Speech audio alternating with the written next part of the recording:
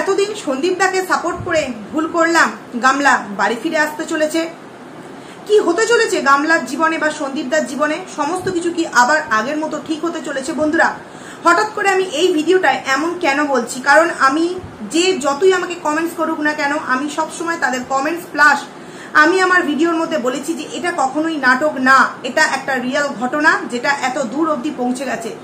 তাহলে যে বিষয় নিয়ে আমি কোনোদিনও ভিডিও করিনি যে এটা নাটক, তাহলে আজকে আমি এই বিষয় নিয়ে ভিডিও কেন করতে বাধ্য হচ্ছি? বন্ধুরা দেখো, আমরা হচ্ছি কন্ট্রোভার্সি ক্রিয়েটার, কিন্তু আমাদের মতো যেই সমস্ত ভিউয়ার্সরা তারা কন্ট্রোভার্সি ক্রিয়েটার নামে হয়তো তো এখনো পর্যন্ত আইডি খোলেনি, কিন্তু তাদেরও যে চিন্তা ভাবনাকে একদম সাইডে ফেলে দেওয়া যায় এরকমটা কিন্তু নয়।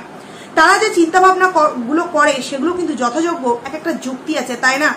তো সেই কিছু মানুষের কমেন্টসকে আজকে আমি তোমাদের সামনে একটু শেয়ার করতে চাই। তারপর তো অনেক কিছু তথ্য নিয়ে তোমাদের সামনে আজকে এই ভিডিও নিয়ে আমি চলে এসেছি। তো হ্যালো গাইজ বন্ধুরা, তোমরা কেমন আছো? আশা করছি খুব ভালো আছো। কিন্তু বিশ্বাস করো, আমি নয়, আমার মতো যেই সমস্ত কন্ট্রোভার্সি ক্রিয়েটাররা আছে তাদের মাথা পুরোপুরি যাকে বলে খারাপ হওয়ার জোগাড় হয়ে যাচ্ছে। কারণ চারিদিকে ওয়াইটি খুললি, বিশেষ করে যেহেতু আমরা কন্ট্রোভার্সি ক্রিয়েটার, আমাদের কাছে কিন্তু অন্য ভিডিও আসে না, আমাদের কাছে এই সমস্ত ভিডিওগুলোই আসে এবং দেখছি এবং দেখে জাস্ট ভাবছি এগুলোও হতে পারে।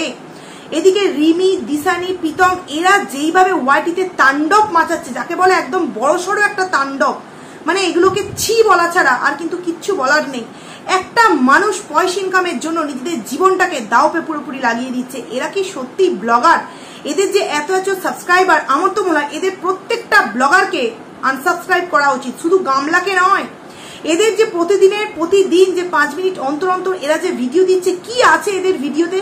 না কোনো শিক্ষণীয় ভিডিও আছে, না কোনো তার সেই ভিডিওর মধ্যে মজা আছে। আছে তো আছে শুধু স্ল্যাং ল্যাঙ্গুয়েজ, আছে তো আছে শুধু লাইভ, এবং লাইভের মধ্যে অনেক অরুচিকর যাকে বলে মন্তব্য করা হচ্ছে, যেগুলোর মধ্যে কোনো রকম কোনো কি বলে রুচি নেই।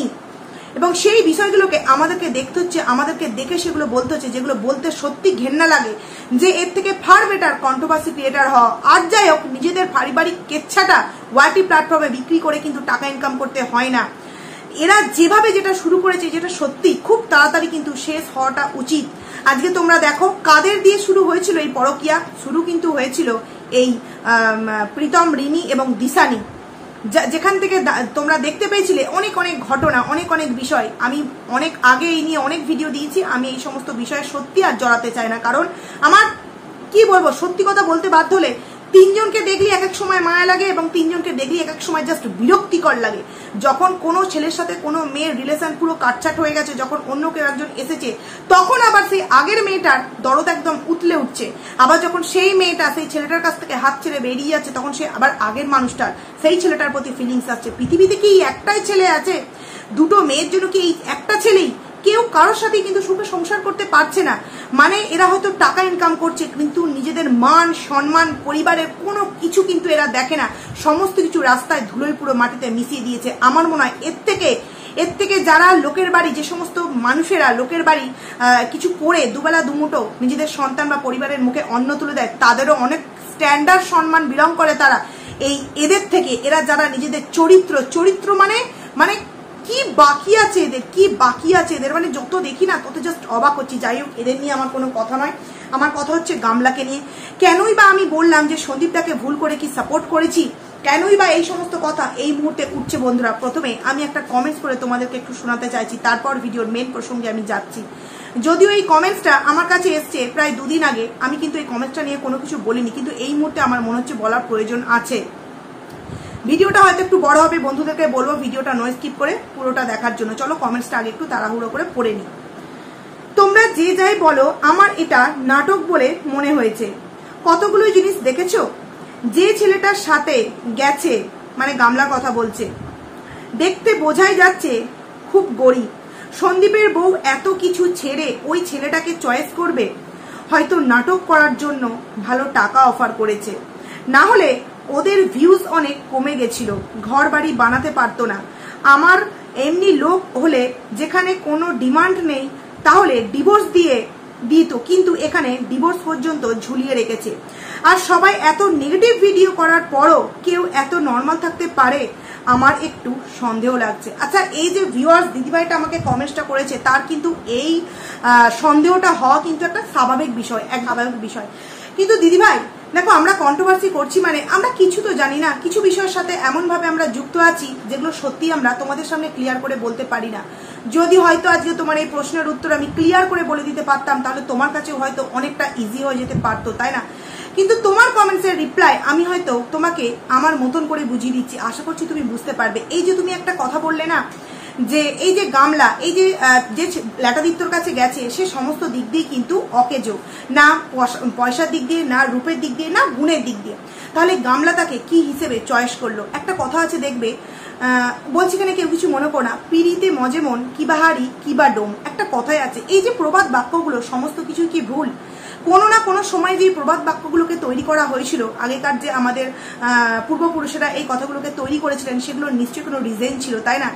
তাই তারা এই কথাগুলোকে তৈরি করেছিল। ভালোবাসায় কিন্তু কোনো রকম কোনো কিছু মানে না, গরিব হোক বড়লোক হোক যাই হোক। এবং যেই সমস্ত মানুষের মাধ্যমে এই সমস্ত চাহিদা, বিশেষ করে সেক্সুয়াল চাহিদা একটু বেশি হয়, তাদের তো এই সমস্ত কিছু ধরাছোঁয়ার মধ্যেই পড়ে না। এই একটা প্রশ্নের উত্তর তোমাকে আমি দিলাম। সেকেন্ড কথা, তুমি যেটা বলেছো এবং খুব ভাইটাল কথা বলেছো, যে গামলার দিক থেকে তো কোনো ডিমান্ড নেই, তাহলে এই ডিভোর্সটাকে ঝুলিয়ে কেন রাখা হয়েছে? তোমাকে আমি জাস্ট নর্মাল কয়েকটা কথা বলতে চাই।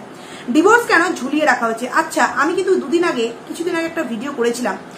ডিভোর্স কিন্তু দিয়ে দেওয়া হচ্ছে, তোমরা কি এখনো কারোর কি বলবো তরফ থেকে স্পষ্ট কথাবার্তা কিছু জানতে পেরেছো?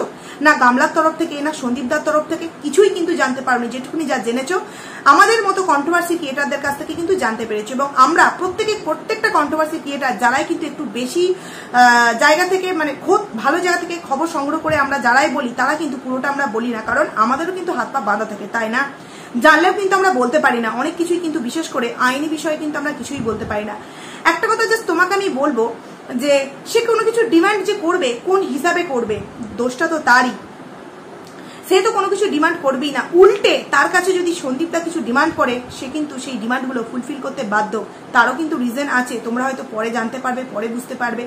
কারণ সন্দীপদা এমন একটা ছেলে, অনেক কিছু এখনো পর্যন্ত কিন্তু ভিউয়ার্সদের সামনে থেকে লুকিয়ে রেখেছে। একদিন না একদিন কিন্তু সে বলবি, এবং সেই কথাগুলো জানতে পারলে গামলাকে যে কজন মানুষও ভালোবাসছে, সেই কজন মানুষও কিন্তু ভালোবাসবে না। গামলা সমস্ত কিছু জানিয়ে দিয়েছে, কারণ তার কাছে জানাবার মতো কিছু ছিল না।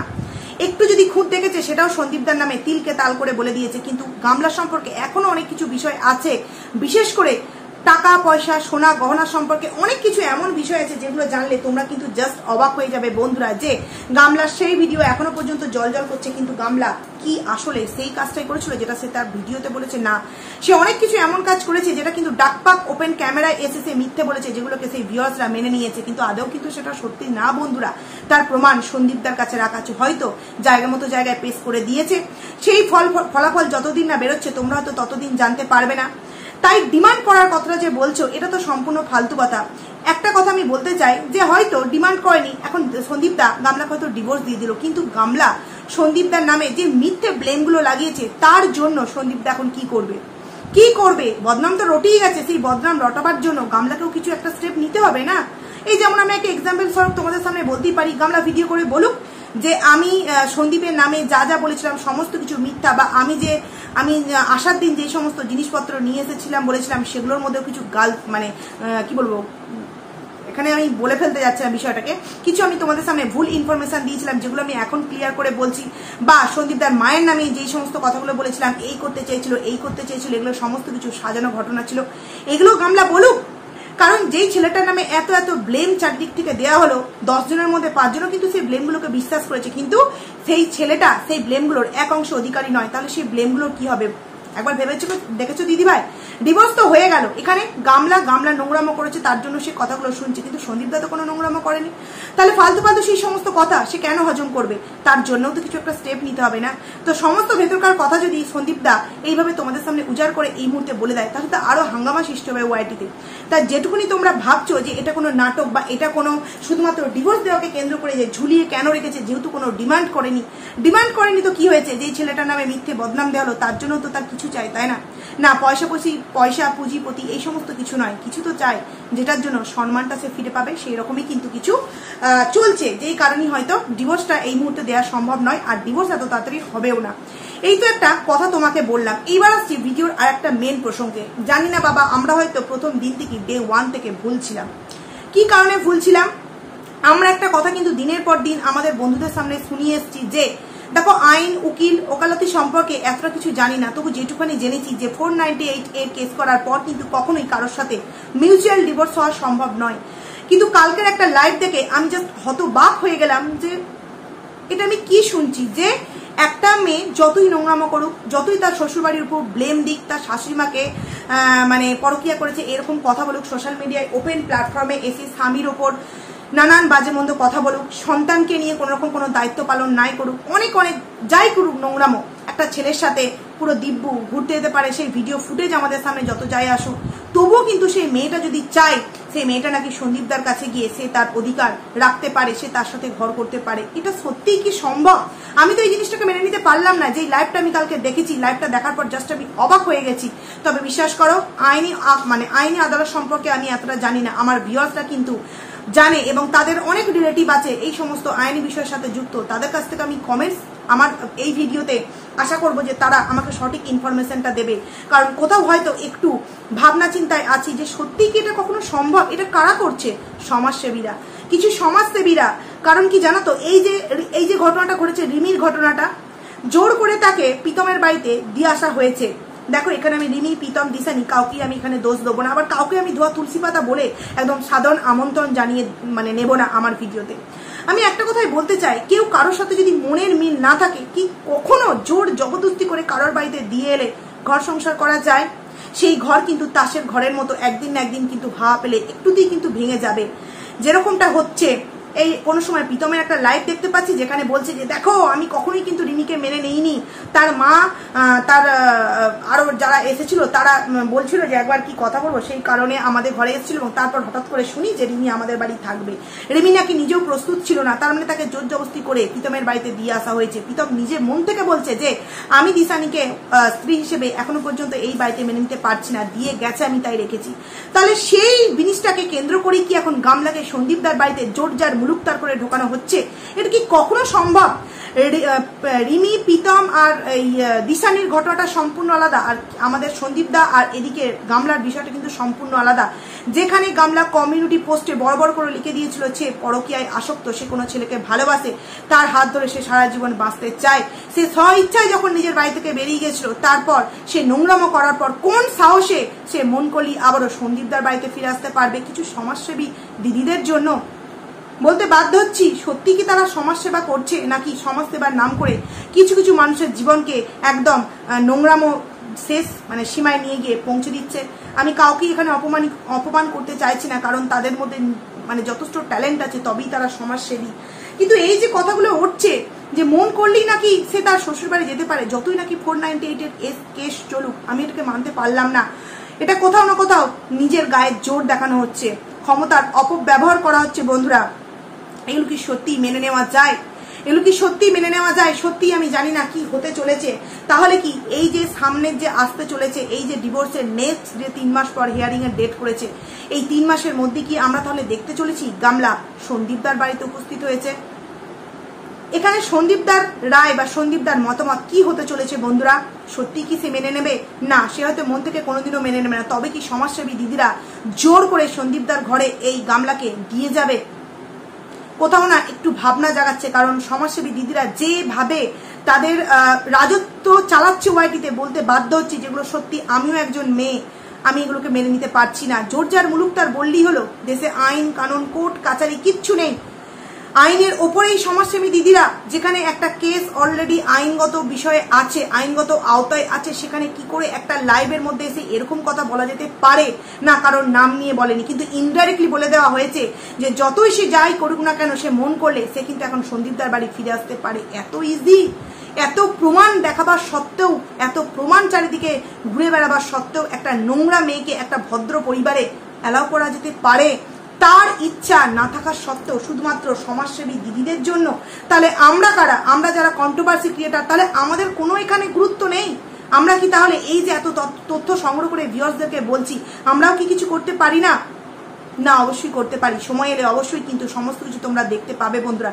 তবে যেটা হচ্ছে সেটা কিন্তু ভালো হচ্ছে না, যে যতই ভেতরে অনেক কিছু প্ল্যান করুক না কেন, সেই প্ল্যান কখনই কিন্তু সাকসেসফুল হতে পারে না।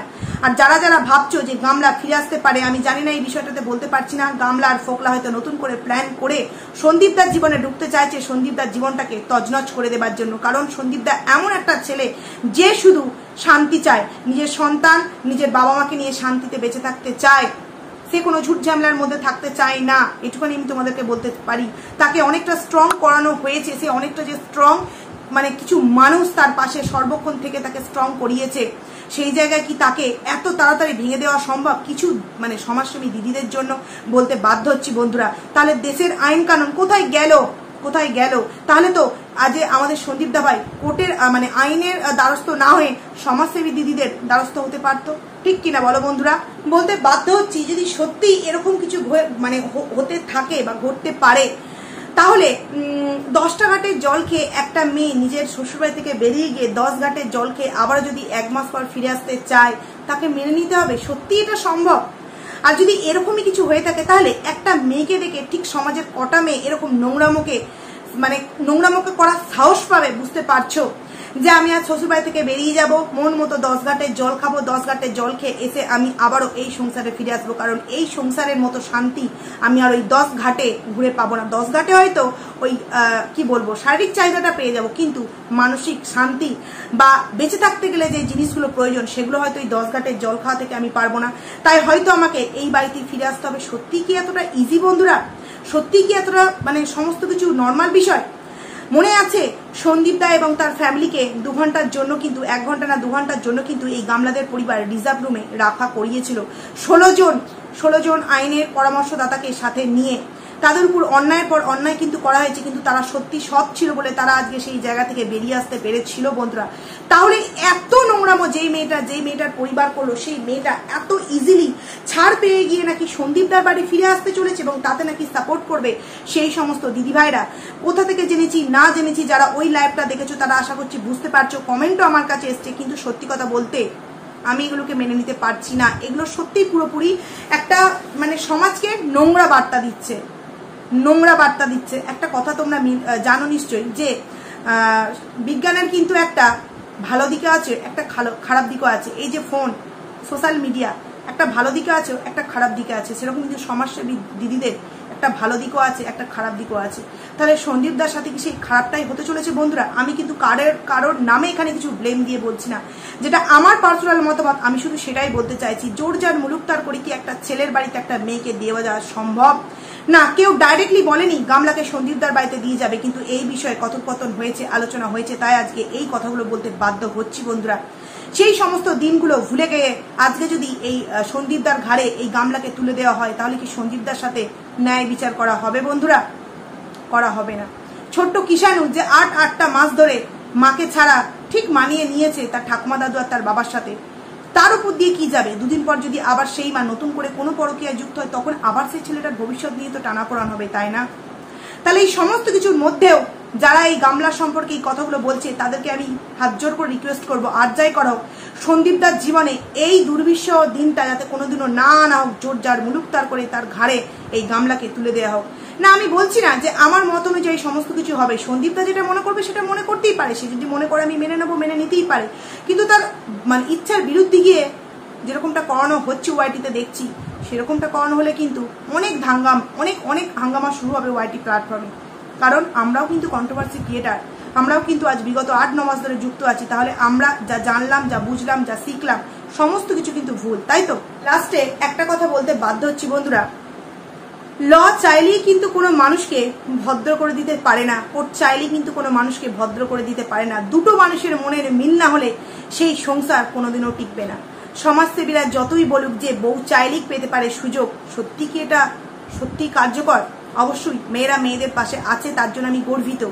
কিন্তু যেই মেয়ে নোংরামো করছে, একটা পরিবারকে ধ্বংসের দিকে ঠেলে দিচ্ছে, সেই মেয়ে চাইলেই যে তাকে সুযোগ দিতে হবে, তার আমি ঘোর আপত্তি জানাই এই ভিডিওর মাধ্যমে। আর কিছুই বলবো না, একটা কথাই বলবো, মনের মিল যতক্ষণ না হবে সেই সংসার কোনোদিনও টিকবে না, তাসের ঘরের মতো ভেঙে যাবে। তাই সেরকম কিছু যদি সিদ্ধান্ত কোনো তরফ থেকে নেওয়া হয় থাকে, তাহলে তারা যেন 100 থেকে 1000 বার ভাবে। তো যাই হোক চলো বন্ধুরা, কেন বললাম কি বললাম কিছুই বুঝতে পারবে না, হয়তো কিছুদিন পর বুঝতে পারবে। তবে আমার এই কথাগুলো জানাবার প্রয়োজন মনে হলো, অনেকটা ইনডাইরেক্টলি বলেছি। যারা বোঝার আশা করছি তারা বুঝেছে, যারা বোঝনি তারা আশা করছি বুঝতে পেরে যাবে। তো চলো ভিডিওটাকে এখানেই এন্ড করছি, খুব তাড়াতাড়ি তোমার জন্য নতুন একটা ভিডিও নিয়ে আসবো। ততক্ষণের জন্য তোমরা কিন্তু খুব ভালো থাকো। চলো।